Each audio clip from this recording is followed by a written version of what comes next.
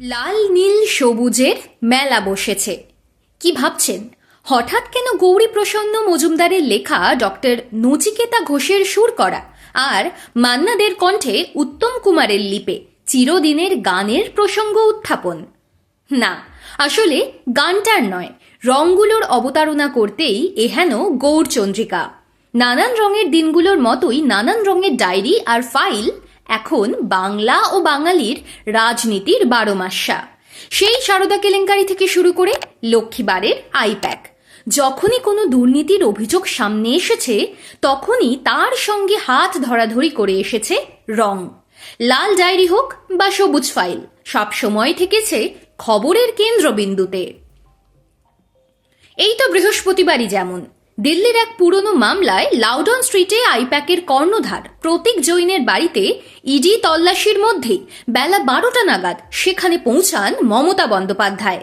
Minute 10-এর মধ্যেই একটা সবুজ রঙের ফাইল, হার্ড ডিস্ক এবং একটি মোবাইল ফোন নিয়ে বেরিয়ে এসে মমতা দাবি করেন বিধানসভা ভোটের প্রার্থী তালিকা বাজেয়াপ্ত করতে এসেছে ইডি, তিনি তা উদ্ধার করেছেন। শুধু এবারের সবুজ নয়, তৃণমূল জামানায় দুর্নীতির কালো দাগের সঙ্গে গোড়া থেকেই লেগে রয়েছে রং বেরঙের কিস্সা। সেই সারদা কেলেঙ্কারির লাল ডায়েরি থেকে শুরু। চিটফান্ড কেলেঙ্কারির তদন্তে নেমে সিবিআই বারবার খোঁজ করেছিল লাল ডায়েরির। দাবি করেছিল ওই লাল ডায়েরিতেই লুকিয়ে রয়েছে সারদার যাবতীয় তথ্য। মনে করা হচ্ছিল ওই লাল ডায়েরি দিনের আলো দেখলেই প্রকাশ্যে আসবে বিভিন্ন গোপন চাঞ্চল্যকর তথ্য। সিবিআই ইডি সূত্রে দাবি ছিল সারদার মিডল্যান্ড পার্কের অফিসে সুদীপ্ত সেনের ঘরের সামনে ওই ডায়েরি রাখা থাকত। কাউকে কোনো অর্থ দিলে তার নাম ও টাকার পরিমাণ ওই ডায়েরিতে লেখা থাকত। সেই ডায়েরি বিধাননগর পুলিশ উদ্ধার করলেও তা কেন্দ্রীয় তদন্তকারী সংস্থার হাতে যায়নি। সেই ডায়েরি আর পেনড্রাইভের খোঁজে কলকাতার প্রাক্তন নগরপাল রাজীব কুমারকেও জেরা করেছিল সিবিআই। যদিও পরে সারদার কর্ণধার সুদীপ্ত সেন দাবি করেছিলেন লাল ডায়েরির কোনো অস্তিত্বই নেই, কিন্তু ততদিনে যা রং লাগার তা লেগে গিয়েছে বাংলার রাজনীতিতে।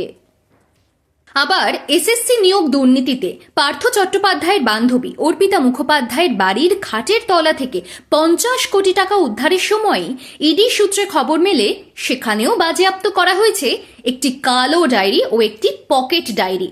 সেই সময়ও অভিজ্ঞ মহলের ধারণা ছিল কালো ডায়েরি তদন্তের দিক নির্দেশ করতে পারে। সারদা কেলেঙ্কারির পর ফের একবার লাল ডায়েরির কথা শোনা গিয়েছিল শিক্ষাক্ষেত্রে নিয়োগ দুর্নীতিতে।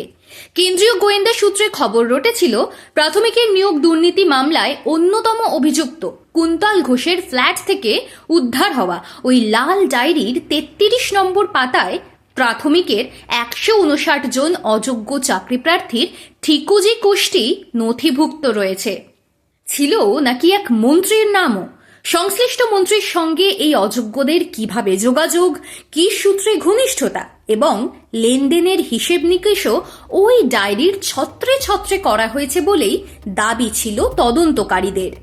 এরই মধ্যে আবার রেশন দুর্নীতিতেও খোঁজ মিলেছিল মেরুন ডায়েরিরও।